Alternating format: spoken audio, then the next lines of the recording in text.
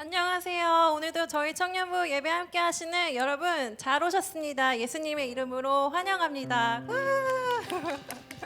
네, 이번 한 주도 열심히 살아오시느라 정말 수고 많으셨어요. 지금 옆에 계신 분들께 서로 정말 짱이세요. 이렇게 한번 저희가 격려해 주시면 좋을 것 같아요. 짱이세요, 여러분. 네, 이번 한 주도 정말 주님의 은혜 가운데 잘 보내셨으리라 믿어요. 저희가 이제 오늘 예배 문을 보혈 찬양으로 함께 열기를 원해요. 그래서 진짜 우리의 죄를 씻기는 그것은 예수님의 보혈밖에 없잖아요. 그리고 저희가 이 자리에 있는 것이 저희의 공로로 있는 것이 아니라 저희가 정말 주님의 보혈에 힘입어서 이 자리에 있음을 믿습니다.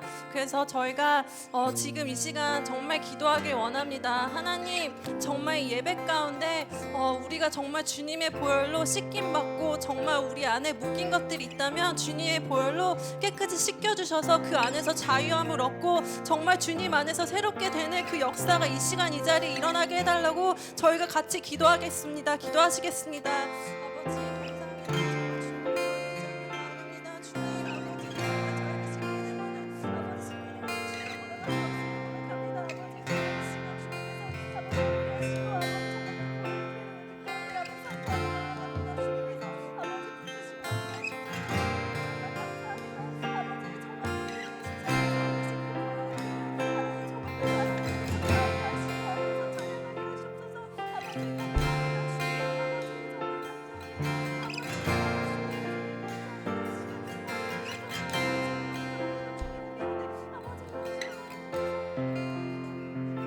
아버지, 감사합니다. 주님, 아버지 감사합니다. 아버지, 십자가 위에서 우리를 위하여 흘려주신 그 주님의 보혈의 피를 저희가 아버지 의지하며 나아갑니다. 하나님, 그 보혈의 피가 우리 삶에 헛된 것이 되지 않게 하시고 아버지, 그 보혈의 능력이 우리 삶에 아버지 우리가 선포할 때 정말 그 능력이 우리 삶 가운데 나타나는 것을 저희가 경험하고 또 그것을 아버지 나누며 나아가는 아버지 능력 있는 우리 청년부 될 수 있도록 함께하여 주시옵소서. 아버지, 이 시간도 정말 주님을 찬양하길 원합니다. 우리의 마음을 기뻐 받아주시옵소서. 감사하며 살아계신 예수님 이름으로 기도합니다.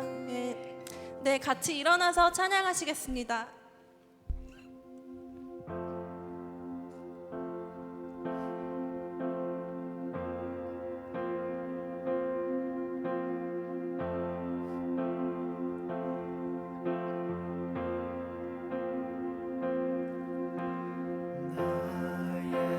죄를 씻기는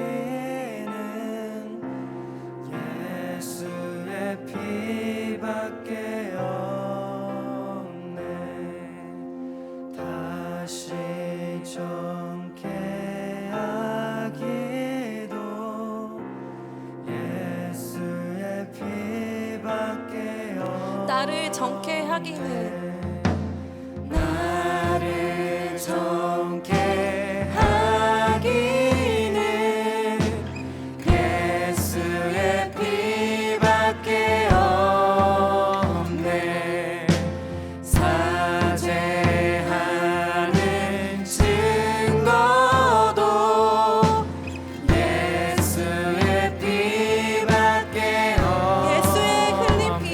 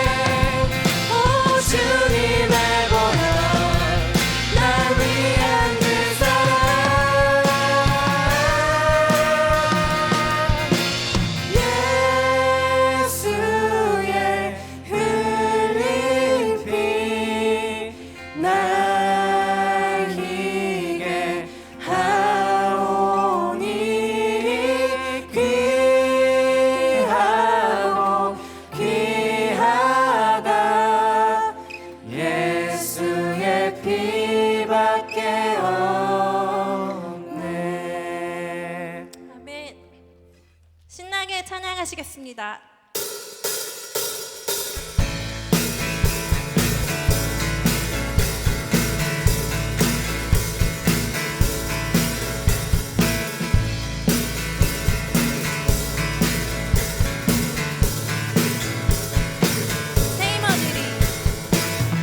세이머들이 주를 바랄 때 주를 바랄 때 우리 주를 바랄 때 세이머들이 주를 바랄 때 주를 바랄 때 우리 주를 바랄 때 주님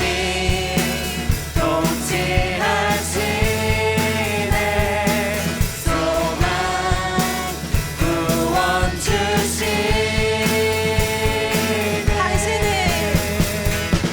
당신은 영원하신 주 내 영원하신 주 지치지 않으시는 주님 약한 자 방패 되시며 위로자 되신 주 독수리 같은 힘 주시네 세이머들이 주를 바랄 때 주를 바랄 때 우리 주를 바랄 때 세이머들이 주를 바랄 때 주를 바랄 때 우리 주님 주님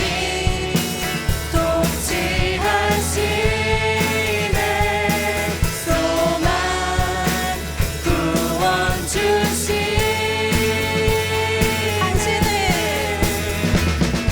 당신은 영원하신 주 내 영원하신 주 지치지 않으시는 주님 약한 자 방패 되시며 위로자 되신 주 독수리 같은 힘 주시네 주님 통치하시네 소망 구원 주시네 다시 한번 주님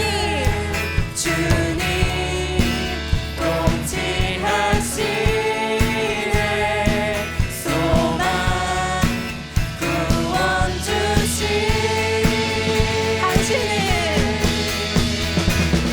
당신은 영원하신 주 내 영원하신 주 지치지 않으시는 주님 약한 자 방패 되시며 위로자 되신 주 독수리 같은 다시 한번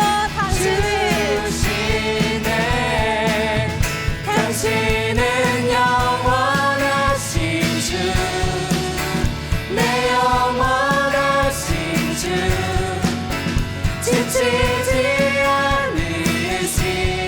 않으시는 주님 약한 자 방패 되시며 위로자 되신 주 독수리 같은 힘 주시네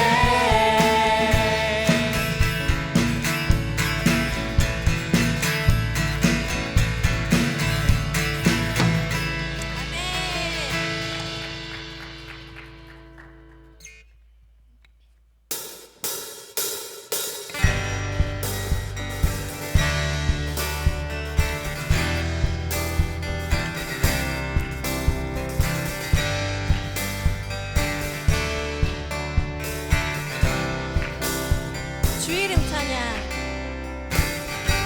주 이름 찬양 풍요의 강물 흐르는 고요한 땅에 살 때에 주님 찬양해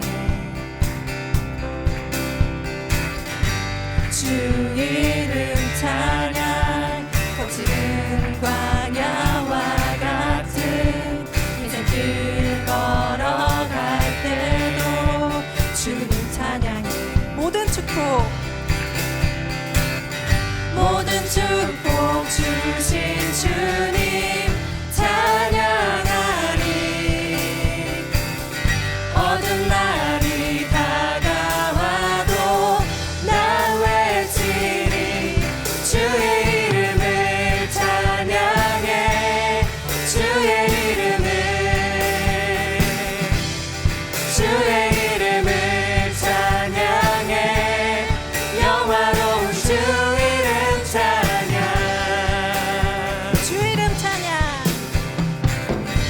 주 이름 찬양 햇살이 나를 비추고 마음이 새롭게 될 때 주님 찬양해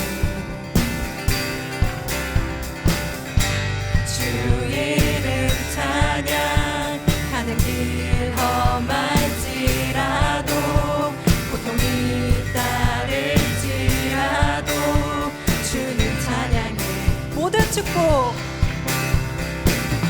모든 축복 주신 주님 찬양하리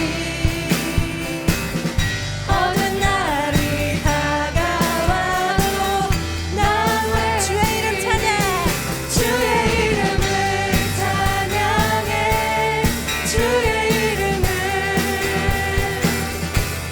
주의 이름을 찬양해 영화로운 주 이름 찬양해 주의 이름을 찬양해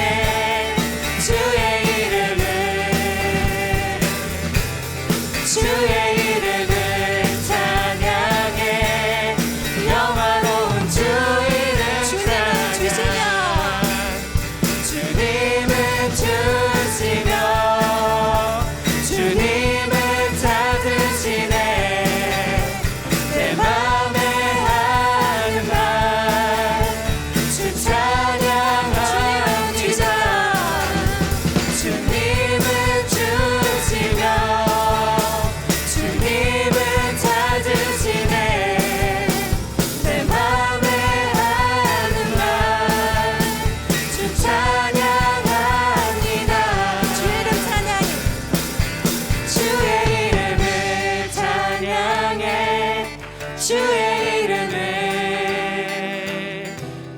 주의 이름을 찬양해 영화로운 주 이름 찬양 주의 이름을 찬양해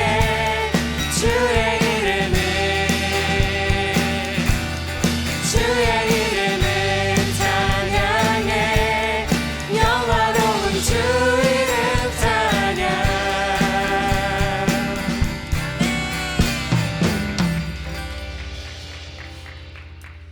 네, 여러분 지금 삶 속에서 어떠한 시간을 보내고 계시고 어떠한 길을 걸어가고 계신가요? 저희가 이제 부를 찬양은 주가 일하시는 찬양인데요. 여기서 하나님께 아끼지 않는 자에게 주가 일을 하신다고 해요.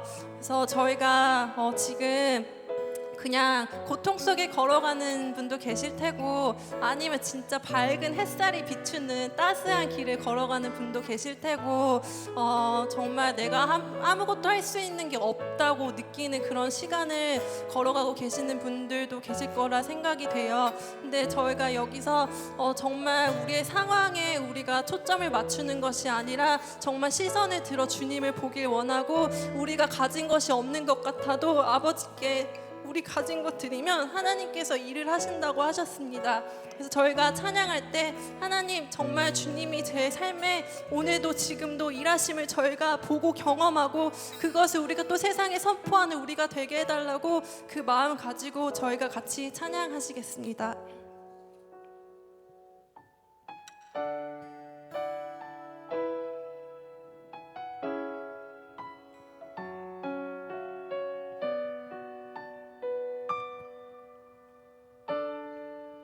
날이 저물어 갈 때 날이 저물어 갈 때 빈들에서 걸을 때 그때가 하나님의 때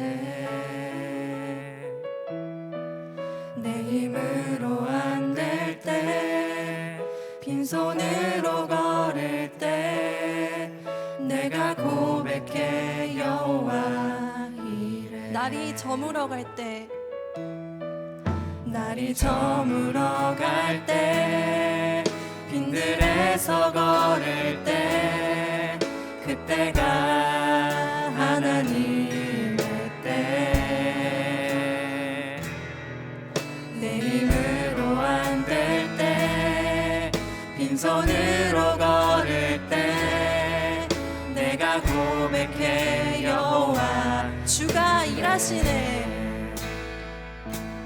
주가 일하시네 주가 일하시네 주께 아끼지 않는 자에게 주가 일하시네 주가 일하시네 신뢰하며 걷는 자에게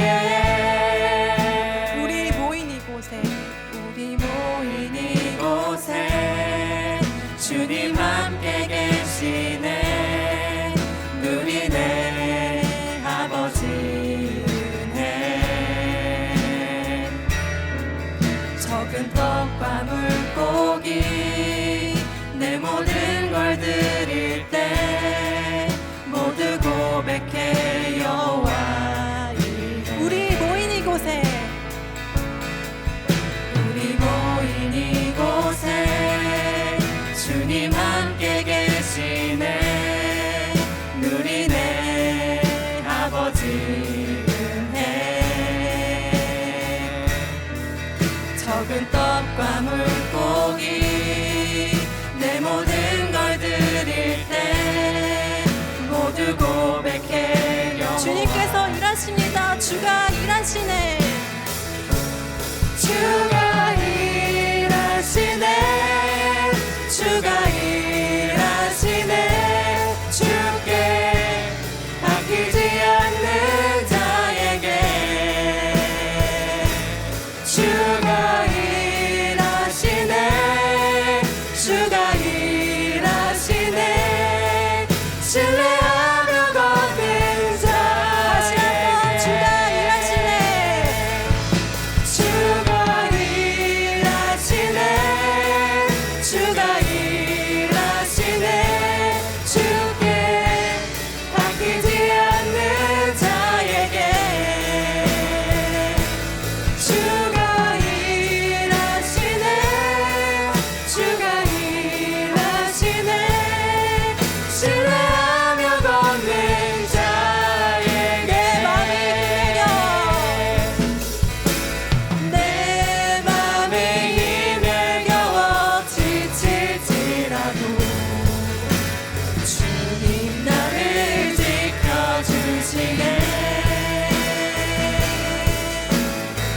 세상의 험한 풍파 몰아칠 때도 주님 나를 지켜주시네 나의 산성. 주님은 나의 산성 주님은 나의 요새 주님은 나의 소망 나의 힘이 되신 여호와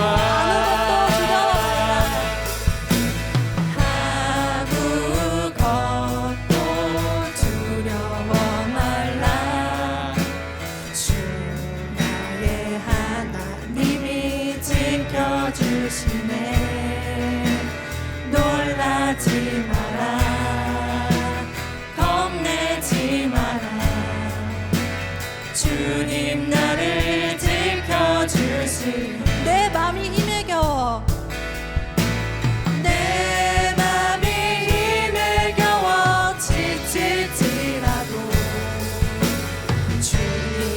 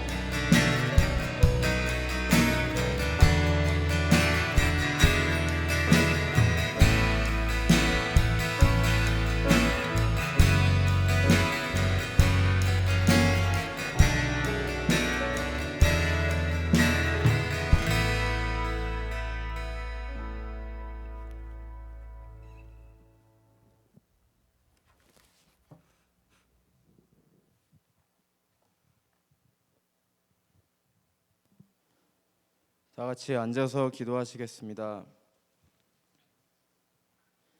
주님 감사합니다. 오늘도 우리에게 생명을 주셔서 하루를 살아가게 하시고 예배의 자리로 우리를 인도하여 주셔서 감사합니다. 예배 드릴 수 있어서 감사합니다. 감사를 잊지 않는 우리 모두 되게 하여 주시옵소서. 우리를 예배자로 부르셨음을 믿습니다. 오늘도 주님을 온 마음 다해 온 힘 다해 예배하게 하여 주시고 한 주간 삶으로 주님을 예배하는 우리 되게 하여 주시옵소서. 주님, 여기 모인 청년들 모두 한 주간 살아오는 가운데 지켜주셔서 감사합니다. 기쁨의 시간들도 있었을 테지만 그 가운데 슬프고 몸과 마음이 아프고 지치고 이유를 알 수 없는 일들로 인해 좌절이 되기도 한 한 주를 보낸 청년들이 있을 줄 압니다. 주께 나아가 기도할 힘도 없고 도움을 구할 수도 없는 상황에 있었을 청년들도 있었을 텐데 전능하신 주님, 우리의 모든 것을 아시는 주님, 이 시간 주님의 기쁨으로 채워주시고 위로하여 주시고 치유하여 주시고 나아갈 힘을 주시고 주 안에서 소망이 되어 주시옵소서. 우리가 보지 못했을지라도 주님은 분명히 역사하고 계셨고 오늘의 예배의 자리로 인도하신 것이 그 증거임을 믿습니다. 주님, 믿음으로 살고 싶습니다. 성령 충만하여 살고 싶습니다. 우리에게 능력을, 물질을, 세상의 어떠한 것도 아닌 그저 우리의 마음을 원하시는 주님이신데 우리는 마음을 드리지 못할 때가 많습니다. 주님, 마음을 드리는 이 시간이 되게 하여 주시고 성령님 이 시간 임재하여 주시옵소서. 우리가 성령님을 구합니다. 시간 우리에게 임재하여 주셔서 우리의 영을 깨워 주시옵소서. 살아계신 주님을 바라볼 수 있도록 우리의 눈과 마음을 열어 주시옵소서. 생각이 바뀌게 하시고 믿음으로 살아가고자 하는 의지가 생각과 마음에서 멈춰 있지 말게 하시고 믿음의 행함으로 나아갈 수 있도록 우리에게 힘을 주셔서 성령님 우리를 변화시켜 주시옵소서. 결단하기를 원합니다. 어렵습니다. 당장 무언가 눈앞에 보이지 않는 상황에 주님을 붙드는 것이 어렵지만 결단하게 하여 주시고 우리가 믿음으로 성령 충만함으로 살아가고자 구하면 분명히 들어주실 것을 믿습니다. 간증이 넘쳐나게 하시고 우리의 삶에 나눌 수 있는 개인의 삶의 은혜가 넘쳐나게 하여 주시옵소서. 주님, 우리 청년부와 함께 하여 주시옵소서. 방언과 천사의 말을 해도 예언하는 능력이 있어 모든 비밀 지식을 안다 해도 내게 있는 모든 것으로 구제한다 해도 사랑이 없으면 소용이 없고 아무것도 아니라고 말씀하신 주님, 서로 사랑하게 하여 주시옵소서. 주님을 사랑하고 서로를 사랑함이 같이 가는 귀한 공동체 되게 하여 주시옵소서. 주님의 이름으로 모인 이 공동체를 사랑하시는 줄 믿습니다. 이 공동체의 주인은 하나님이심을 온전히 믿고 하나를 이루어 나가기 위해 서로 헌신하며 나아가게 하시고 이끌어 가시는 목사님에게 성령 충만함으로 함께 하시고 임원들과 리더들 지치지 않도록 섬기는 귀한 시간이 오직 유익한 시간이 되게 하여 주시옵소서. 그 헌신 가운데 그들의 개인의 삶을 주께서 인도하심을 경험하는 축복의 시간 되게 하여 주시옵소서. 주님, 이 시간 말씀을 듣습니다. 목사님과 함께하여 주시옵소서. 성령님께서 목사님의 입술을 주장하여 주시고 듣는 자 전하는 자 모두 간절함과 뜨거움이 회복되게 하여 주시옵소서. 말씀을 통해 주님을 더 알고 싶습니다. 주님을 더 알므로 더 사랑하고 더 믿고 기도하는 우리 되게 하여 주시옵소서. 말씀을 듣는 우리의 마음이 좋은 밭이 되어서 사탄이 그 말씀을 우리에게서 빼앗아가지 않고 우리 마음에 자리 잡아 열매가 될 수 있도록 성령님 역사하여 주시옵소서. 감사합니다. 우리 예배를 주님 기뻐 받아 주시옵소서. 사랑하는 예수 그리스도 이름으로 기도드립니다.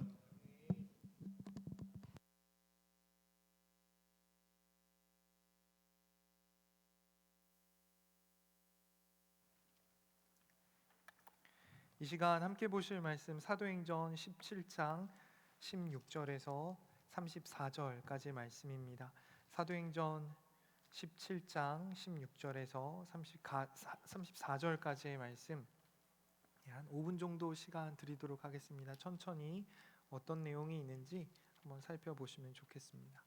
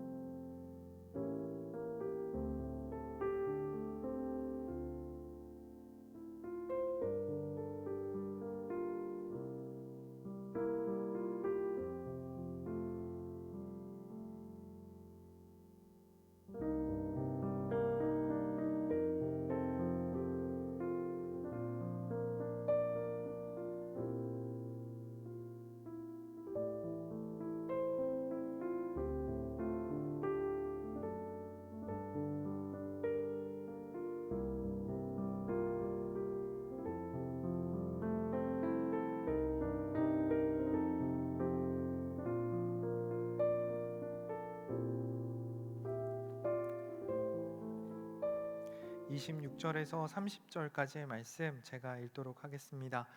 인류의 모든 족속을 한 혈통으로 만드사 온 땅에 살게 하시고 그들의 연대를 정하시며 거주의 경계를 한정하셨으니 이는 사람으로 혹 하나님을 더듬어 찾아 발견하게 하려 하심이로되 그는 우리 각 사람에게서 멀리 계시지 아니하도다.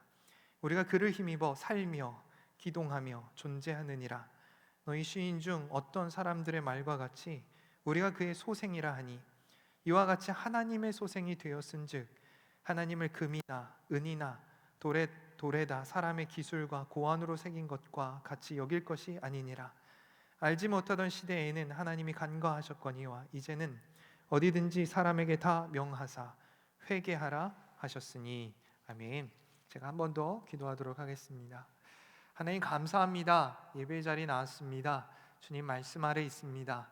주님 우리를 불쌍히 여겨주시고 우리의 심령 가운데 찾아와 주셔서 말씀하시며 위로와 또 하나님 인도하는 방향대로 나아갈 수 있는 은혜가 넘치게 하여 주시옵소서. 도우실 줄 믿사오며 이 모든 말씀 예수 그리스도의 이름으로 기도드렸습니다. 아멘. 말쟁이가 전한 복음 폭탄, 말쟁이가 전한 복음 폭탄이란 제목으로 말씀 전하도록 하겠습니다. 옆에 분들과 한번 인사했으면 좋겠습니다. 잘 오셨습니다. 우리 한번 인사해 볼까요? 네, 잘 오셨습니다. 잘 오셨습니다. 네. 여러분 그동안 잘 지내셨습니까? 네. 저는 지난 한 주 휴가 잘 보내고 왔습니다. 네. 원래 이렇게 계획되었던 휴가는 아니었고요. 저희 아버지가 미국에 오시게 되면서 아버지가 목사님이세요. 그래서 일정이 좀 있으셨습니다. 애틀랜타에도 있으시고 그리고 LA에도 좀 일정이 있으셔서 주로 애틀랜타에 계시는데 LA로 가실 때 그때 저희 가족이 이렇게 아버지를 모셔드린다는 핑계 아래 휴가를 내서 다 같이 놀러 갔었어요. 지난주에 사진 보셨나요? 한양설렁탕에서 갈비탕 먹는 사진 제가 보내드렸는데요. 한양설렁탕 갔어요. 오랜만에 거기 갔는데 여전히 맛있더라고요. 그런데 추천하기는 좀 어렵겠습니다. 가격이 너무 많이 올라가지고요. 제가 먹을 때마다 한 14불이면 먹었는데 요번에 가서 먹으니까 한 20불 정도 가격이 많이 올라가지고 한 4년, 5년밖에 안 된 것 같은데요. 그래서 깜짝 놀랐습니다. 원래는 그 여행 계획이요, 그 관광지를 좀 돌아보려고 그랬어요. 그래서 그랜드 캐년, 그리고 그랜드 캐년에서 한 2시간 정도, 2시간 반 정도 이렇게 올라가면은 페이지라는 도시가 있는데요. 거기 홀슈 밴드라고 있어요. 콜로라도 강에 이렇게 굽이져서 이렇게 가서 약간 말발굽 모양 같은, 거기가 굉장히 그랜드 캐년보다 저는 더 좋은 것 같은데요. 거기도 보고 안텔로 캐년도 가고 그럴 생각을 했다가 이제 관광지는 코로나가 너무 심하다라는 얘기를 듣고, 전에 제가 부에나팍에서 유학생활 할 때 학교 근처에 부에나팍에서 살았었는데 그곳에 호텔을 얻어서 쭉 있었습니다.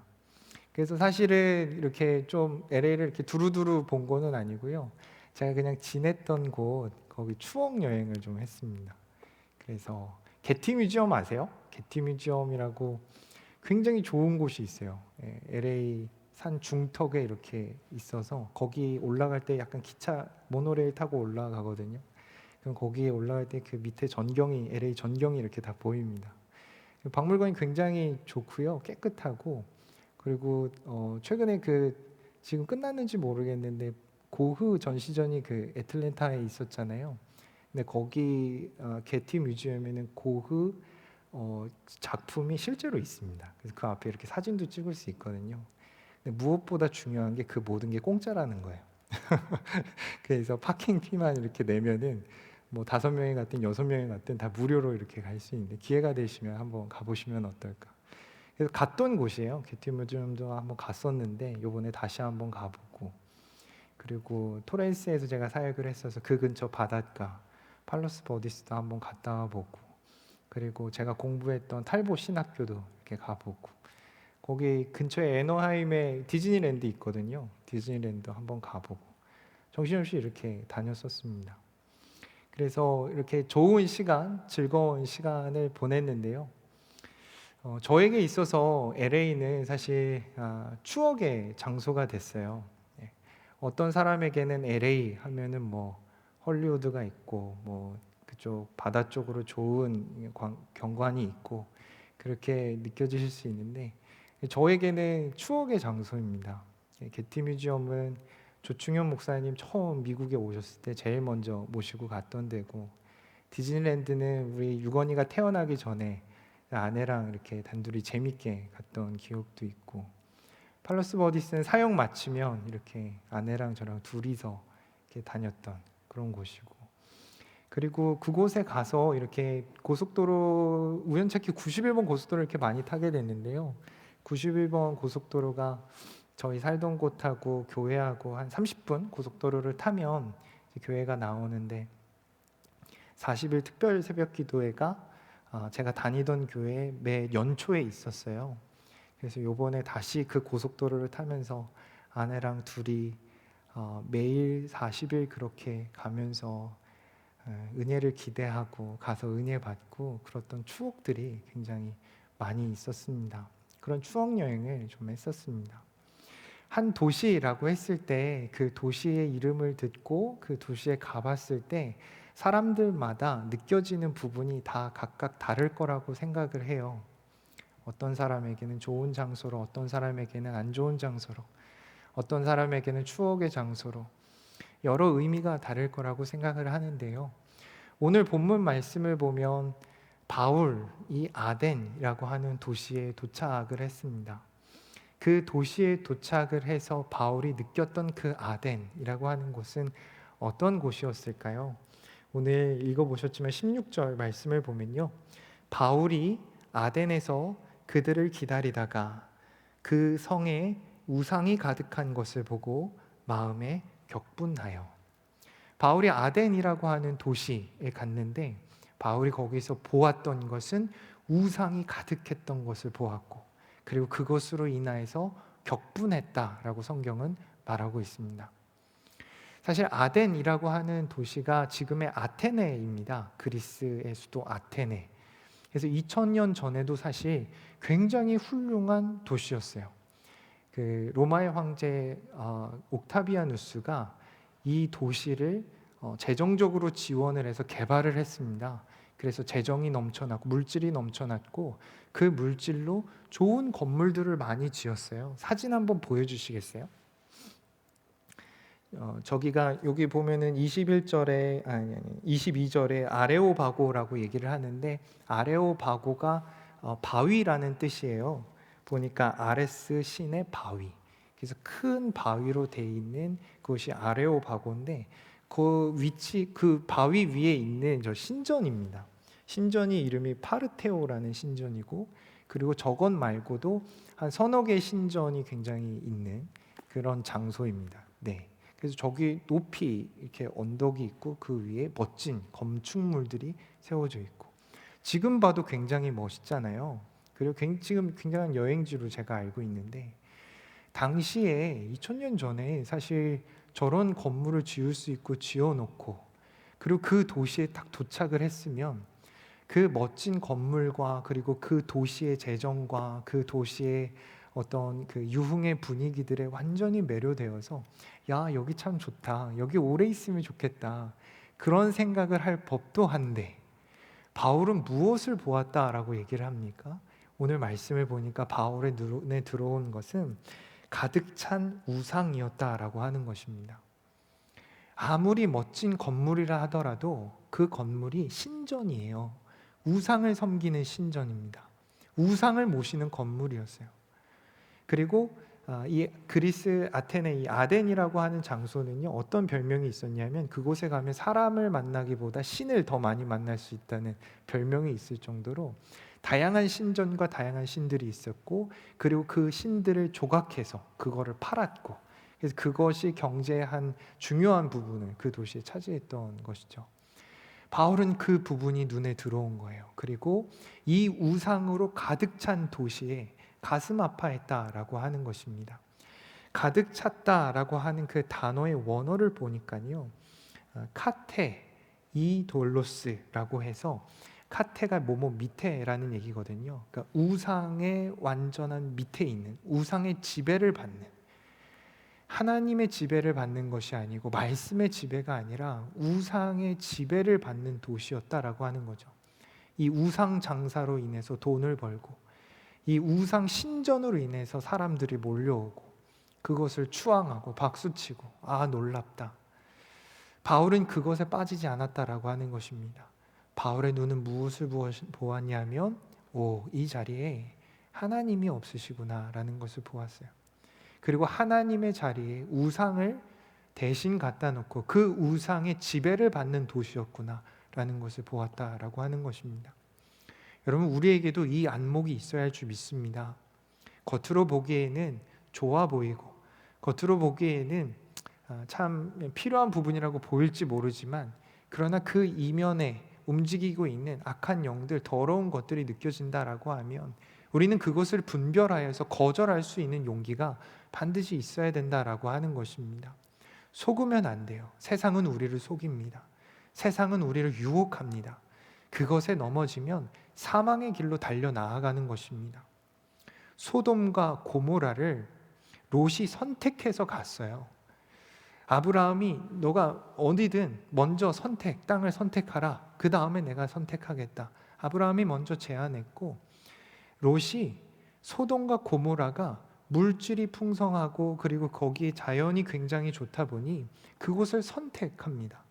자기 발로 사망의 길을 간 거예요. 소돔과 고모라가 결국 어떻게 됩니까? 하나님의 심판으로 거기는 멸망하게 되죠. 그 죽음의 길을 알아보지 못하면 겉만 번지르르 하다고 해서 물질만 풍요롭다고 해서 그것의 유혹에 넘어져서 그것만 바라보고 산다라고 하면 우리는 어쩌면 롯과 같이 사망의 길로 나아갈 수밖에 없다라고 하는 것입니다. 여러분, 다윗은 아무리 어려운 환경이다 하더라도 그곳에서 지팡이와 막대기로 자기를 보호하신 하나님을 경험할 수 있었어요. 사망의 음침한 골짜기다 할지라도 거기 계신 하나님으로 말미암아 평안을 누렸던 사람이 다윗이었습니다. 많은 사람들이 가나안 땅으로 들어가지 말자 그랬어요. 가데스 바네아 앞에서 그곳으로 가지 말자. 아낙 자손이 있고 우리가 그들과 싸워봐야 우리는 메뚜기 목숨이고 죽을 수밖에 없다라고 얘기할 때 갈렙과 여호수아는 그곳으로 가야 된다라고 얘기를 합니다. 왜 그렇습니까? 하나님의 약속의 땅이기 때문에. 하나님이 약속하신 땅, 그 이유 하나만으로 우리는 도전해야 된다라고 얘기를 하는 것이죠.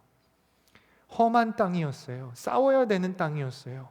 그러나 거기 하나님 먼저 가서 예비하고 계시고 하나님께서 도우실 장소이시고 하나님께서 역사하실 장소이다라고 하면은 환경의 장애가 되지 않고 그곳으로 나아가야 된다라고 하는 것이죠. 우리의 눈이 영안이 열리기를 원합니다. 우리의 눈에 겉으로 보이는 그런 좋은 것들만 찾아보는 것이 아니라 하나님께서 내게 말씀하시는 바가 무엇인가, 하나님께서 내게 뜻하시는 바가 무엇인가를 분명히 알아서 하나님 원하는 길로 나아가야 될 줄 믿습니다. 바울은 아덴에 가서 많은 사람들은 건축물의 아름다움을 보지만 그곳에 허탄한 우상 숭배를 보았습니다. 우리도 분별하는 눈이 허락되기를 소원합니다. 한 가지 중요한 것은 바울은 이 우상이 가득한 것을 보고 이렇게 얘기합니다. 마음에 격분하여. 두 가지 중요한 게 있어요. 우상을 보았다라고 하는 것이고 그 우상을 보고 마음에 격분했다라는 겁니다. 바울이 전도를 하면서요, 수많은 억울한 일들을 겪었죠. 끌려가서 매맞기도 하고 감옥에 갇히기도 하고 사람들의 조롱을 받기도 하고 멀쩡히 가던 배가 풍랑을 만나서 파선하기도 합니다. 내 인생 왜 이렇게 꼬일까? 나는 하는 일 왜 이렇게 되는 일이 없을까? 여러분, 바울이 그런 일을 겪으면서 격분했다라고 성경에 기록한 바가 없습니다. 매맞아서 억울하다고 격분한 적이 없어요. 내 일은 왜 이렇게 안 풀릴까? 그래서 격분했다라고 성경은 기록하지 않습니다. 여러분, 바울이 언제 격분해요? 무엇을 보고 격분했어요? 우상 숭배, 우상이 가득한 그것을 보고 격분한 것입니다. 우리는 바울의 이 마음을 닮아야 할 줄 믿습니다. 하나님의 이름이 바닥에 떨어지고 하나님의 영광을 가리우는 그 모든 것에 대해서 우리는 슬픔을 느껴야 하는 것이고 아픔을 느껴야 하는 것이고 때로는 그것에 분노해야 된다라고 하는 것입니다. 차가 내 앞에 갑자기 끼어든다고 화날 때 얼마나 많아요. 친구들이랑 싸우고 잘잘못을 따질 때는 내 언성이 막 높아지는데 찬양을 하거나 기도할 때는 굉장히 잔잔하고 우리의 삶의 모습이 그렇게 연약할 때가 얼마나 많습니까? 근데 바울의 모습을 닮아야 돼요. 정말 격분해야 될 때, 슬퍼해야 될 때, 그때 격분하고 슬퍼해야 된다라고 하는 것입니다. 이 땅이 죄악으로 만연합니다. 더러운 것들이 얼마나 많은지요. 유튜브에 떠도는 것들, 인터넷에 떠도는 것들, 우리가 얼마나 쉽게 그것에 노출이 됩니까?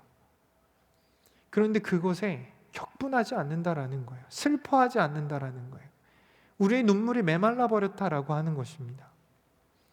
하나님의 마음이 우리 안에 왔을 때 우리가 그 주님을 닮아 우리도 하나님과 동일한 마음으로 같이 아파하며 같이 슬퍼하며 때로는 격분하는 그 은혜가, 그 거룩이 우리 안에 충만하기를 소원합니다. 바울은 이렇게 격분했어요.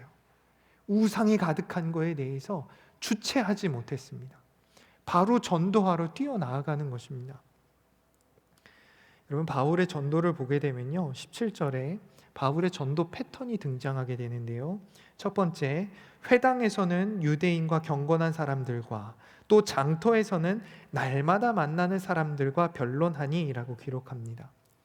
바울이 도시를 옮겨가면서 복음을 전했죠. 도시를 옮겨갈 때마다 바울이 처음으로 찾았던 장소가 어디냐면 회당이에요. 그래서 사도행전 내용을 보면요, 도시별로 바울이 선교했던 내용들이 기록이 되어 있는데 대체로 그 모든 도시에서 전도했을 때 회당에 먼저 가서 그가 복음을 전했다라는 부분이 일일이 다 기록이 되어 있습니다. 여러분, 바울은 먼저 회당에 갔어요. 왜 회당에 가서 복음을 전했을까요? 온 지역으로 디아스포라로 뿔뿔이 흩어져 있던 그곳에 유대 지역을 벗어나서, 예루살렘 지역을 벗어나서 온 곳에 뿌려져 있는 그 유대인들이 각각 자기가 사는 곳에 회당을 지어놨습니다. 그래서 사실 바울은 그 회당을 가면 회당에서는 사실 바울이 대장이에요. 왜냐하면 바울은 가말리엘 문화에서 공부를 했습니다. 그리고 그가 바리새인이요, 율법을 잘 지키는 사람이고 율법을 잘 아는 사람이었습니다. 가말리엘 문화라고 하는 것은 지금으로 따지면 어떻게 보면 학력을 얘기하는 건데요, 하버드에서 공부했다라고 하면은, 서울대를 졸업했다 하면은 사람이 달라 보이지 않나요? 저는 공부를 못해서 공부를 잘하는 사람들을 보면 존경스럽고 대단해 보이는데, 가말리엘 문화, 엄청난 그 당시에 굉장한 배움이 있었다라고 하는 것입니다. 그래서 바울이 이 회당에 가면요, 유대인들을 잘 설득할 수 있는 거예요. 유대인들을 잘 아는 거예요. 자기가 잘할 수 있는 곳, 잘 설득할 수 있는 곳, 그곳에 먼저 가서 회당에서 복음을 전한 후에 그 다음 단계 어디로 넘어갔냐면 장터에 가서 복음을 전하는 거예요. 이제는 복음을 전혀 모르는 이방인들에게 나아가서 복음을 일일이 전했다라고 하는 것이죠. 바울이 자기가 잘할 수 있는 그곳에 먼저 갔습니다. 하나님께서 우리에게 주신 달란트들이 있어요. 하나님께서 우리에게 허락하신 부분들이 있습니다. 그것을 발견하고 그것을 잘 활용하는 부분 굉장히 중요해요. 하나님께서 허락하신 것을 잘 활용해서 강점을 사용해서, 장점을 사용해서 일을 효율적으로 하는 것이 얼마나 중요한지요. 바울의 전도 전략이었다라고 하는 것입니다. 여러분, 사무엘 1장 17장 사무엘상 17장 말씀을 보게 되면요, 사무엘상 17장 내용이 다윗과 골리앗의 싸움이 나옵니다. 그런데 다윗과 골리앗이 싸우기까지 그 장황한 설명이 이제 성경에 기록되어 있는데요, 다윗이 싸우러 나가겠다 하니까는 얘가 너무 어리다 보니까 너 나가서 못 싸운다라고 얘기를 하죠. 그러다가 다윗이 하나님께서 내가 곰과 양을 보호하고, 곰과 양이 아니라 양을 보호할 때 곰과 사자가 와서 공격을 했으나 내가 그 곰과 사자로부터 양떼를 보호하였습니다. 하나님께서 나를 건져주셨습니다 라고 하는 그 간증을 듣고 이제 전쟁에 보내게 되죠. 전쟁에 보낼 때 그냥 내보낼 수 없으니까 사울 왕이 어떻게 하냐면요, 옷을 입혀서 보내는 겁니다. 그 사무엘상 말씀 한번 보여주시겠어요? 사무엘상 17장 39절에 보면요, 다윗이 칼을 군복 위에 차고 익숙하지 못함으로 시험적으로 걸어보다가 사울에게 말하되 익숙하지 못하니 이것을 입고 가지 못하겠나이다 하고 곧 벗고 손에 막대기를 가지고 시내에서 매끄러운 돌 5개를 골라서 자기 목자의 제구 곧 주머니에 넣고 손에 물매를 가지고 블레셋 사람에게로 나아가니라. 일반적으로 나가 싸울 때는 칼을 들어야 돼요. 갑옷을 입어야 돼요. 그런데 다윗은 그런 군인이 아니었습니다. 양치기 목동이었어요. 그렇기 때문에 그런 것들이 편하지 않았죠. 훈련되지 않았어요. 익숙하지 않았다라고 성경이 얘기합니다. 다윗은요, 과감히 이것을 버렸어요. 벗어 던졌어요. 남들은 다 갑옷을 입고 다 칼을 들고 나가 싸워도 나에게 안 맞아? 그러면 용기 있게 버리는 겁니다. 그리고 뭐를 들고 나가는 거예요? 자기가 잘하는 것. 막대기를 들고 나가고 사자와 곰이 달려들었을 때 무엇으로 싸웠습니까? 물매를 돌려서 돌을 던져서 물리쳤어요. 자기가 잘하는 것을 들고 나가 싸우는 것입니다. 중요한 교훈을 배우게 되는 것이죠. 하나님께서 허락하신 것이 있고 하나님께서 나를 훈련시키신 것이 있다라고 하면 그 부분을 잘 활용하여서 하나님의 영광을 위해 쓰임 받는 것이 굉장히 중요하다라고 하는 것입니다. 저는 그래서 토끼와 거북이의 경주를 별로 좋아하지 않아요. 토끼와 거북이의 수군가를 보면 토끼와 거북이의 경주가 등장하죠. 그래서 그 둘이 이렇게 경주를 하는데 결국 뭐 거북이가 이기기는 합니다. 거북이가 성실함으로 잘 끝까지 걸어가서 잠들어 있는 토끼를 지나쳐서 이제 이기기는 하죠. 그런데 저는 그렇게 고생스러운 경주를 왜 시작을 했는가라는 의문이 있어요. 차라리 그 경주를 바닷가에서 하면 어떠실까요? 거북이가 잘하는 데서, 거북이가 헤엄치는 데서, 거북이 잘할 수 있는 곳에서 하면 되잖아요. 우리 아들 유건이가요, 만약에 그런 고생스러운 자기가 잘 하지도 못하는 것을 이렇게 하겠다라고 하면은 저는 사실 좀 말릴 것 같아요. 그리고 같이 기도하고 찾을 것 같습니다. 우리의 물가는 어디일까? 너가 하나님께서 주신 것은 무엇일까? 지금까지 너를 어떻게 훈련시켜 왔는지. 그래서 하나님께서 허락하신 것, 하나님 주신 장점으로 해 나아가는 부분들이 사실 우리에게 이 지혜가 굉장히 중요하다는 것입니다. 바울은 정확하게 그렇게 했어요. 성경은 그것을 기록합니다. 회당에 나아가 그는 전도했고 그 기반을 다져서 이제는 장터에 나가서 전도했다라고 하는 것이죠. 이것이 바울의 아주 일반적인 전도 전략이었어요. 그리고 바울의 아주 일반적인 전도 전략은 무엇이냐면 팀이었어요. 바울은 대체로 혼자 나간 법이 없습니다. 신라와 같이 가든지 선교팀을 꾸려서 같이 동행하며 협력하여 나아갔습니다. 그런데 오늘 본문은 너무나 독특하게도 16절을 보게 되면 바울이 아덴에서 그들을 기다리다가 사실 그들을 기다리다가 기다리지 못하고 혼자 뛰쳐나가서 전도를 하게 된 거예요. 사실 그 데살로니가에서 전도했다가 거기서 유대인들에게 핍박을 받고 바울의 선교팀이 베레아로 도망쳐 나왔습니다. 베레아에서도 그 데살로니가에 있었던 그 유대인들이 또 바울을 핍박을 해서 그곳에서 도망쳐 나와 지금 아데네까지 오게 된 거예요. 그런데 도망쳐 나올 때 너무나 급박하다 보니까 바울이 먼저 도망쳐 나왔고 신라와 다른 선교팀은 그 자리에 남겨지게 된 것이죠. 바울이 아덴에서 그들을 기다리고 있었다라고 하는 것입니다. 그런데 채 기다리지 않고 나아가 혼자 전도한 것이죠. 여러분, 갑작스럽게 그렇게 혼자 전도하게 된 이유에 대해서 아까 말씀드렸다시피 그 성에 우상이 가득한 것이 그 눈에 들어왔고 마음에 격분하였기 때문에 그가 그 자리에 주체하지 못하고 나가 전도했다라고 하는 것입니다. 그만큼 그 마음 가운데 하나님을 사랑하는 마음이 컸고 그리고 복음을 전하고자 하는 열정이 강력했다라고 하는 것입니다. 그의 격분함으로 전도했을 때, 격분함으로 선교했을 때 여러분, 그 선교의 방법이 어땠을까요? 선교의 방법. 예전 같으면 바울은 어떻게 했죠?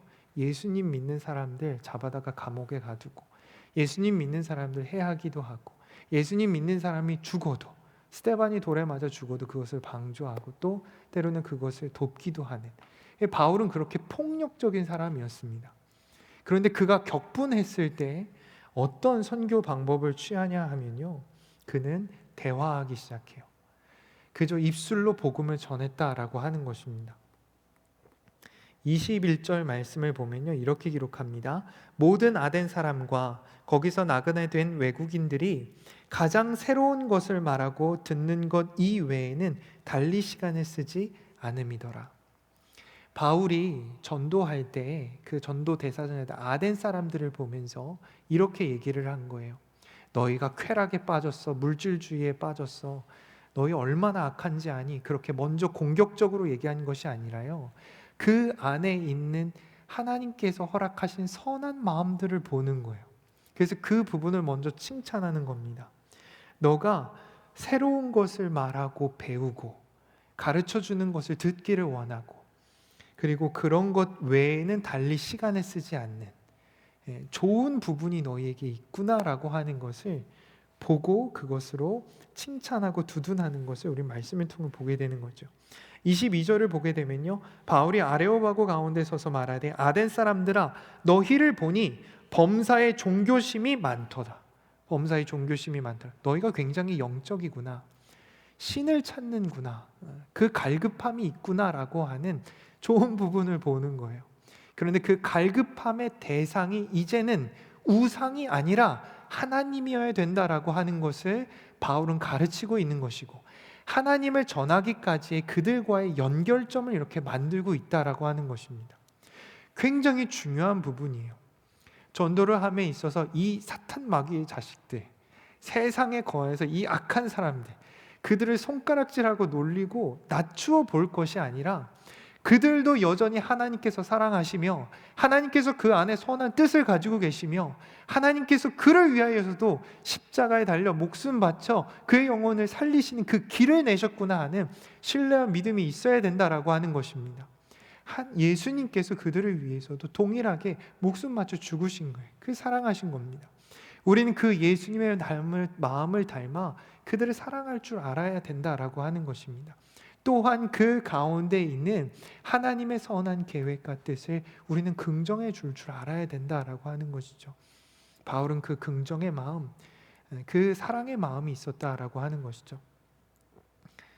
여러분, 바울이 고린도 교회에 편지를 할 때요, 그 고린도 교회는 굉장히 타락해 있었습니다. 악해 있습니다.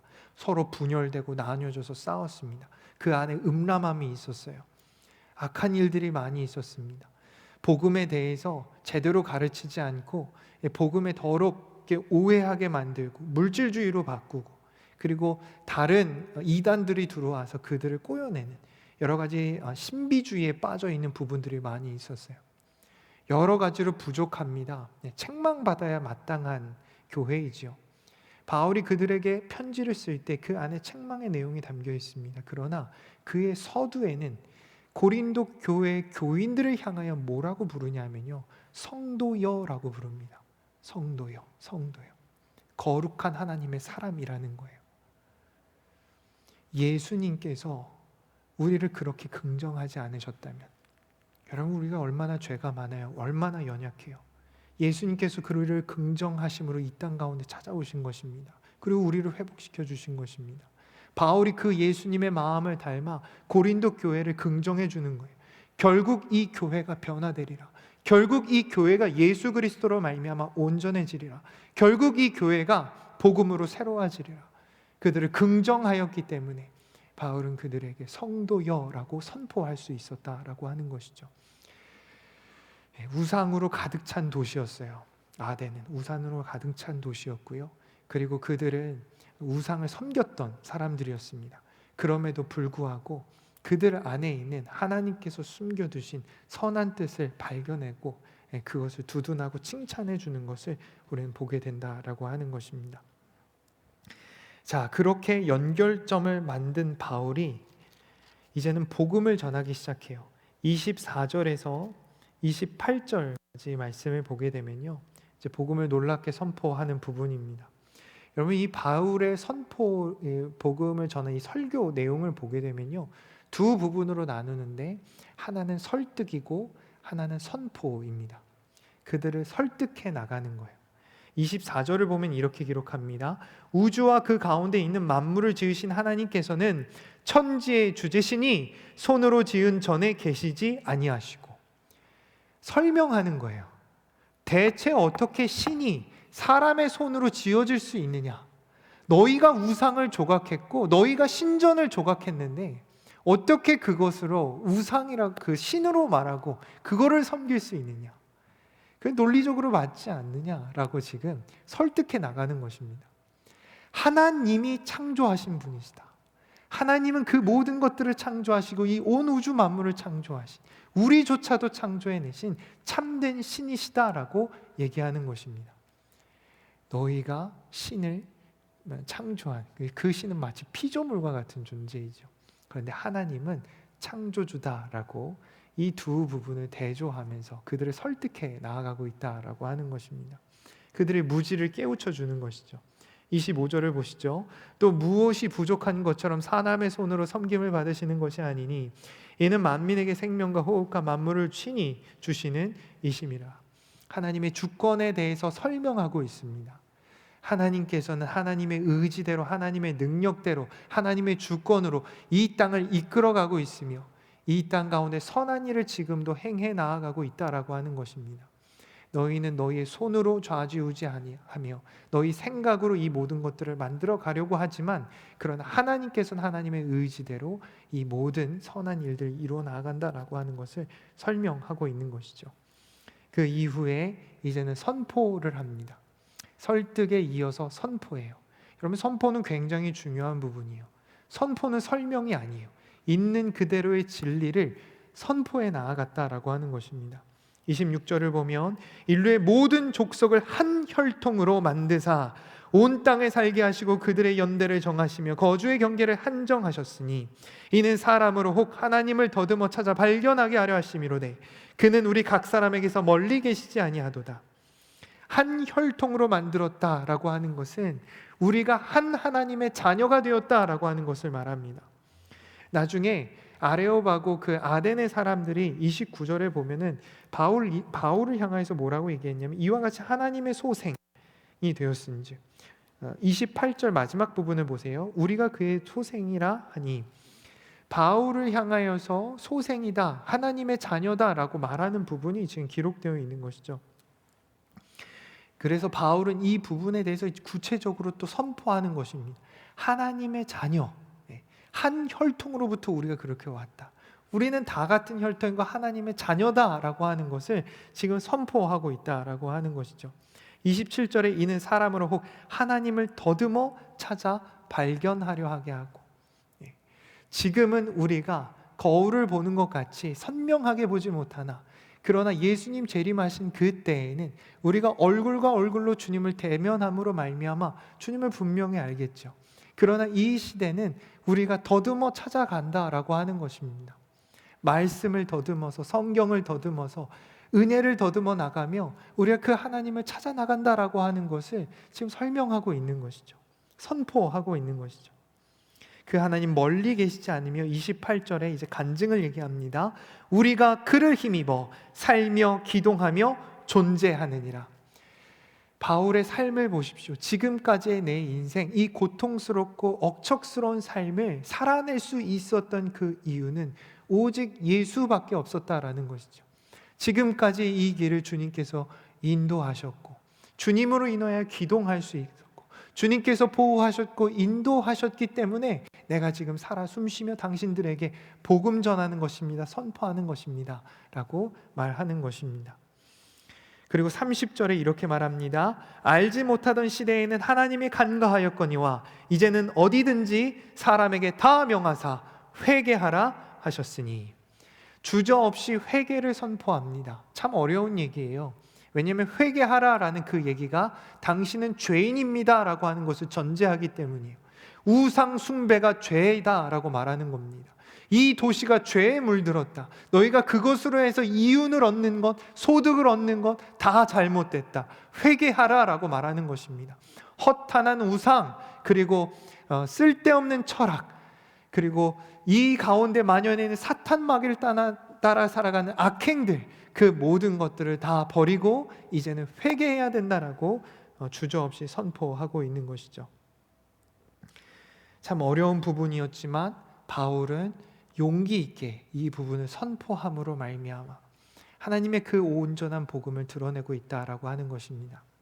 연결점으로 그들을 긍정하는 부분도 있지만, 그러나 그들의 죄악은 분명히 밝혀내며, 그리고 그 가운데 오직 유일한 희망은 우상이 아니라 하나님이라는 사실을 용기 있게 말했다라고 하는 것입니다.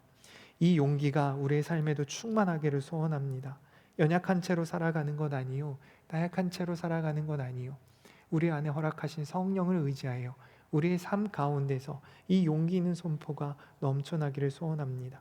32절 말씀을 보면 결과에 대해서 이렇게 말합니다. 그들이 죽은 자의 부활을 듣고 어떤 사람은 조롱도 하고 어떤 사람은 이 일에 대하여 내 말을 듣겠다 하니, 이에 바울이 그들 가운데서 떠나매 몇 사람이 그를 가까이 하여 믿으니 그 중에 아레오바고 관리 디오누시오와 다말이라 하는 여자도 또 다른 사람들도 있었더라. 말씀을 보니까요, 바울이 복음을 선포했을 때 그것을 조롱했던 사람도 있고, 그리고 그것을 다시 이제 궁금하게 여기는 사람도 있고, 그리고 이제는 그 복음을 믿게 된 사람도 있었다라고 얘기를 합니다. 이 결과는 여러분 하나님께서 하시는 일이에요. 네.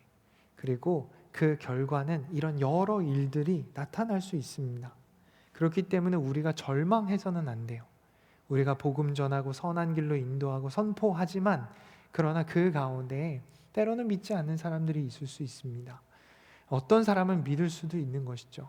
하나님께서 하시는 일이고 그 결과는 하나님께 맡기되 우리는 우리에게 주어진 이 복음 전파의 일을 성실하게 감당해야 된다라고 하는 것입니다. 당시의 시대를 보면요, 18절 말씀을 보면요, 아덴이라고 하는 장소는 물질이 굉장히 풍성했던 장소이고, 사실 이 아덴은 또 지식의 창고라는 별명을 가질 정도로 굉장히 철학적 수준이 높았습니다. 그래서 여기에 에피쿠로스 학파와 스토 철학자들이 여기서 활동을 했었죠. 아레오바고라고 하는 그 언덕이요, 신전이기도 하면서 그곳에서 이 학자들이 서로 대화하며 토론하며 가치 있는 것들을 창출해 나가는 그런 논쟁과 대화들이 있었던 곳이었습니다. 그래서 이곳은 굉장히 어떤 지식이 풍부했죠. 에피쿠로스라고 하는 이 사람들은요, 철학적으로 지식적으로 굉장히 뛰어난 부분이 있지만 잘못된 부분이 있었습니다. 그것은 한 사람의 존재, 인간의 존재를 뭐라고 생각했냐 하면은 원자 단위로 그냥 붙어있는, 그러니까 물질로만 생각을 했던 거예요. 영도 하나의 원자 단위로 생각을 하고, 사람이 죽게 되면 그 원자가 흩어지는 것이고, 사람이 생명을 가지고 있으면 그 원자가 그냥 연결되어 있는 상태, 그래서 그 이상도 그 이하도 아닌 그냥 물질로만 보게 되는 것입니다. 그렇기 때문에 이 사람들은 나중에 있을 그 내세, 그러니까는 천국과 지옥에 대해서는 신뢰를 하지 않는 거죠. 왜냐하면 원자가 흩어지면 그것을 흩어져 없어지는 것이기 때문에 인생은 무덤에서 끝난다라고 하는 철학을 가졌던 사람들이 바로 이 사람들이에요. 다음에 기회가 없기 때문에 에피쿠로스는 무엇을 중요하게 여겼냐 하면은 이 시대에서 잘 먹고 잘 살아야 된다라는 것을 중요하게 여겼어요. 쾌락주의는 아니었지만은, 그러나 미래에 대해서, 내세에 대해서는 생각하지 않았던 이들이 바로 에피쿠로스였습니다. 스토아 철학자 같은 경우들은요, 스토아 철학자들은 플라톤의 영향을 받아서 굉장히 영지주의와 비슷합니다. 영이 최고고 육은 악한 것이고, 그래서 이들이 가졌던 가장 큰 맹점은 무엇이었냐면은 부활을 믿지 않았다라는 거예요. 바울은 부활을 전했습니다. 예수님께서 죽으셨지만 그는 다시 살아나신 존재고, 그렇기 때문에 그분이 참된 신이다라고 하는 것을 선포하였는데, 스토아 철학자들에게 있어서는 이 부활이라고 메시지는 자기들이 받아들일 수 없는 거죠. 왜냐하면 부활은 육체가 다시 살아나는 거지 않습니까? 육체가 다시 살아나요. 완전한 그 몸은 육체의 몸을 입지 않고 영만 존재한다고 믿었기 때문에 그들은 이것을 받아들이기 굉장히 쉽지 않았죠. 그래서 그들은 바울을 뭐라고 놀렸냐 하면은 18절의 말씀과 같이 말쟁이라고 놀렸습니다. 말쟁이. 말쟁이가 가지고 있는 뜻이 무엇이냐면은 스펄모 로고스라고 해서요. 스펄모라고 하는 것은 씨앗입니다. 로고스는 아시다시피 말씀이고요. 그래서 이 스펄모 로고스가 무엇을 의미하냐면 책임지지도 못하는 말, 논리적이지도 않는 말을 그냥 씨앗처럼 흩뿌리고 다니는 사람을 혼란스럽게 하는 사람이다라고 해서 말쟁이, 스펄모 로고스라고 얘기를 했습니다. 철학자들 사이에서는 굉장한 모욕이었어요. 너가 말하는 그것은 옳지 않고 논리도 없고 책임질 수도 없는 것이다 라고 하는 상대를 굉장히 내리깎는 말이었습니다. 바울이 그 말을 들어요. 바울이 그 공격을 당합니다. 그렇지만 바울에게는 하나님께서 허락하신 복음이 있었기 때문에 그 복음의 능력을 체험했기 때문에 용감하게 선포하죠. 18절 마지막 부분을 보면 바울이 예수와 부활을 전하기 때문이로라. 그는 주저하지 않고 부활과 복음을 전합니다. 왜냐하면 이 부활과 복음의 내용이, 예수의 내용이 바로 구원의 능력이기 때문입니다. 내가 이 복음을 부끄러워하지 아니하노니 이 복음은 모든 믿는 자에게 구원을 주시는 하나님의 능력이 됨이라. 첫째는 유대인에게요, 둘째는 헬라인에게로다 라고 로마서에서 말씀합니다. 그는 용기 있게 전했어요. 용기 있게 이 부분을 설명했습니다. 선포했습니다. 이유가 무엇입니까? 바울의 자랑을 하려고 했던 것이 아닙니다. 이것이 능력이기 때문입니다. 이것이 능력이 되어서 사람들을 살려내기 때문에 이 믿음으로 바울은 복음을 전했다라고 하는 것입니다. 말씀을 마치겠습니다. 당시에 물질로 충만했고 그리고 여러 철학 사상으로 충만했던 그 아덴이라고 하는 도시에 폭탄이 떨어졌어요. 그 폭탄은 바울이라는 사람입니다. 바울이 전한 복음입니다. 스펄전 목사님이 찰스 스윈돌 목사님이요, 이 본문을 가지고 이렇게 말씀하셨어요. 바울이 부활을 전한 사건은 헬라 철학의 세계관을 벗어난 정도가 아니라 그것을 산산이 부수어 버렸다. 그들의 우주관에 부활이란 폭탄이 투하된 것이다. 그들을 단단히 붙들고 있는 우상 숭배, 그들을 단단히 붙들고 있는 세상 철학들, 그 위에 부활이라고 하는 폭탄이 떨어진 것입니다. 성령의 능력, 두나미스, 그 권능이 떨어짐으로 말미암아 그곳에 영향력이 미치고 그곳에 믿음의 역군들이 나타나기 시작했다라고 하는 것입니다. 우리가 이 영향력을 갖기를 원합니다. 폭력적인 것이 아니라요, 그만큼 강력한 영향력을 얘기를 하는 거예요. 우리가 거하는 그 모든 자리가 복음이 전해지고 예수 그리스도가 나타내지고 복음이 전해지는 그 은혜가 우리의 삶을 통해서 증거될 수 있기를 소원합니다. 함께 기도드리시겠습니다. 아버지 하나님, 우상이 가득하였던 것을 볼 줄 아는 눈이 바울에게 있었음을 봅니다. 주여, 우리도 그 눈을 갖게 하여 주시옵소서. 우리가 섬기던 우상을 깨닫게 하여 주시옵소서. 우리가 허탄하게 쫓고 있던 세상의 철학과 원리들을 깨닫게 하시고 그 모든 것 버리게 하여 주시옵소서. 하나님보다 더 사랑했던 것이 있습니까? 주님, 온전히 우리는 주님만을 사랑할 수 있기를 원합니다. 우리의 심령 가운데도 복음 폭탄이 떨어짐에 말미암아 우리 안에 있는 악했던, 우리 안에 있던 더러운 모든 것들이 산산이 조각나고 오직 예수 그리스도로 인하여 서는 우리 모든 청년들 될 수 있도록 주님 함께하여 주시옵소서. 도우실 줄 믿사오며 이 모든 말씀 예수 그리스도의 이름으로 기도드렸습니다. 아멘. 우리 마지막 찬양, 내가 주인 삼은 모든 것 찬양 드리시겠습니다.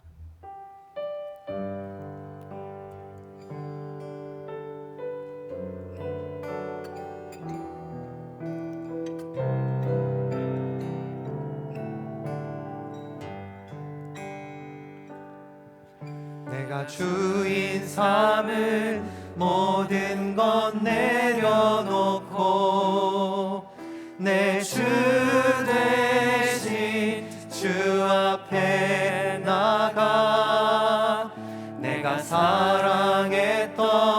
모든 것 내려놓고 주님만 사랑해. 내가 주인 삼은 모든 것, 내가 주인 삼은 모든 것 내려놓고 내 주 대신 주 앞에 나가 내가 사랑했던 모든 것 내려놓고 주님만 사랑해. 주 사랑 거친 풍랑에도 주 사랑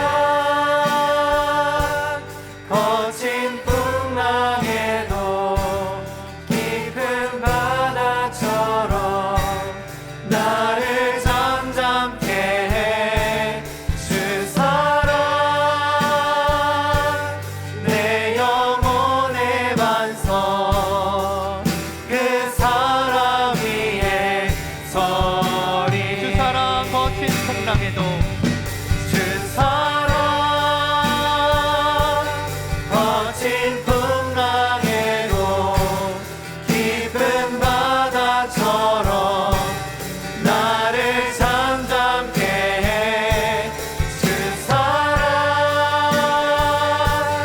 내 영혼의 반석 그 사랑 위에 서리. 우리 이 시간 함께 통성으로 기도하기 원합니다. 하나님, 우리가 우상 삼았던 그 모든 것을 내려놓게 하여 주시옵소서. 먼저 깨닫기를 원합니다. 하나님보다 더 사랑했던 것, 우상으로 여겼던 그 모든 것, 주님 우리의 마음 가운데 진실로 보여주시고 담대하게 그것을 거절할 수 있는 용기를 더하여 주시옵소서. 우상을 보고 격분했던 그 감정이 우리 가운데도 허락되어지기를 원합니다. 우리 또한 이 우상 섬기는 일에 슬퍼하며 격분하며 거절할 수 있는 우리 모든 삶이 될 수 있도록 주여 붙들어 주시옵소서. 우리 함께 통성으로 기도하도록 하겠습니다. 기도하시겠습니다. 아버지 하나님, 감사합니다. 우리를 사랑하여 주셔서 은혜 가운데 불러주시고, 아버지, 우리가 더러운 우상이 있다면 능히 그것을 거절하며 그것에 대해 격분해야 된다는 것을 깨닫게 하시니 감사합니다.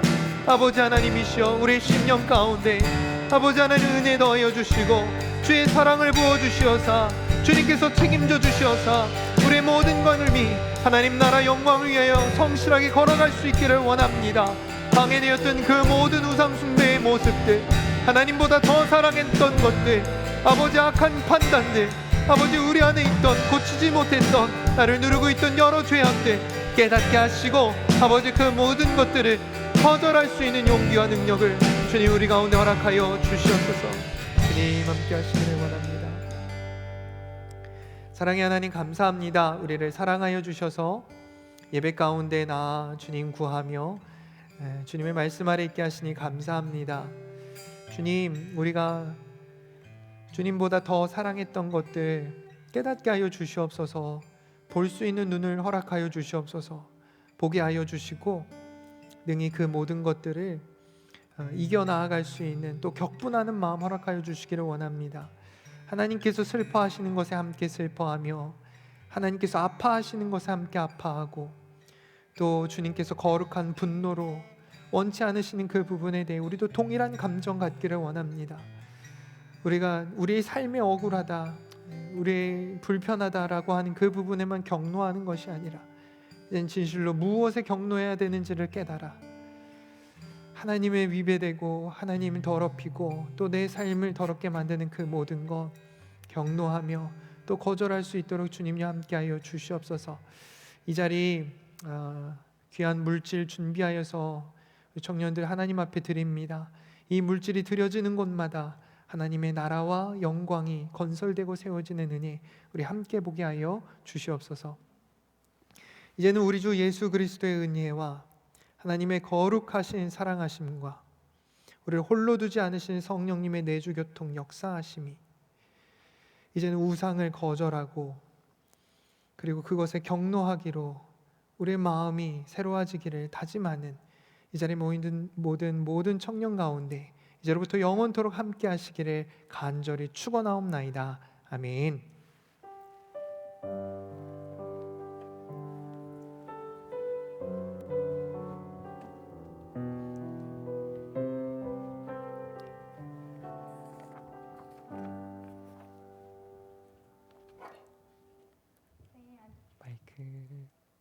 안녕하세요. 오늘 예배 함께하신 모든 분들 축복하고 환영합니다. 저는 오늘 광고를 맡게 된 올해 참음조의 김성은이라고 합니다. 광고 시작하겠습니다. 먼저 예배 안내 드리겠습니다. 저희 1월 달까지는 저희 예배가 오후 2시에 있고 그때까지 모두 참석해 주시기를 저희가 말씀을 드렸는데요. 오늘부터 2월 달부터 매주 오후 1시 45분에 중보 기도가 있습니다. 예배 시작하기 한 15분 정도 조금 일찍 오셔서 함께 기도로 예배를 준비할 수 있으면 좋겠습니다. 오늘 많은 분들 와주셨는데 매주 더 많은 분들이 함께 하시면 좋겠습니다. 그리고 저희 금요일에가 1월 달 동안은 없었는데 이제 다시 재개하게 됐습니다. 많은 분들 또 특히 청년분들 함께 오셔서 찬양하고 같이 예배 드릴 수 있으면 좋겠습니다. 소그룹 모임 예배 후 있을 예정이니 각자 또 지정된 곳에서 함께 모이면 좋겠습니다. 저희 리더 수련회가 2월 18일 금요일부터 2월 19일 토요일까지 1박 2일 동안 있을 예정입니다. 장소는 여기서 멀지 않은 곳에서 있을 예정인데 오가는 길 안전할 수 있도록 또 저희 리더들이 더 하나 될 수 있도록 함께 기도해 주시면 감사하겠습니다. 네. 마지막으로 오늘 저희 청년 예배 처음 오셨거나 아니면 지난주에 오셨는데 김경철 목사님 뵙지 못하신 분들 예배 후에 여기 앞으로 와주시면 함께 인사 나누고 또 저희 청년부에 대해서 더 알아가는 시간 가질 수 있으면 좋겠습니다. 감사합니다. 네, 감사합니다. 제가 한 가지 추가로 더 말씀드리겠습니다. 지금 그 청년부 이제 저희 리더 수련회 준비하고 있고요. 리더들만 이제 같이 가서 시간을 보내는데요. 여러분 리더들 위해서 평소에 기도 많이 해주시면 좋겠어요. 리더들이 소그룹 위해서 기도 많이 하는데요. 특별히 리더들을 위해서 기도해 주셔서 리더들이 이번 시간을 통하여서 더 하나 되고 또 자격과 여러 가지 부분들을 잘 갖추어 나가는 부분이 필요한데 이번 그 리더 수련회가 계기가 되게 해달라고 기도해 주시면 좋겠습니다. 우리가 가게 되는 장소가 그 우리 교회 수양관이에요. 우리 교회 수양관이 생겼어요. 지금까지는 적절한 수양관이 없어서 한 30명 가기 장소가 굉장히 어렵고 비용이 많이 들어서 가지 못했는데 우리 교회가 지난 사무총회 때 발표한 것처럼 우리 수양관이 생겼습니다. 그래서 청년들이 먼저 가서 그 리더들이 먼저 가서 거기에 한번 사용을 하고요. 또 이제 소그룹별로 또 원한다면은 사용할 수 있는 기회가 있을 것 같아요. 그래서 그런 계획들도 있으니까 또 기대해 주시고 또 같이 기도해 주시면 좋겠습니다. 이상입니다. 수고 많으셨습니다. 감사합니다.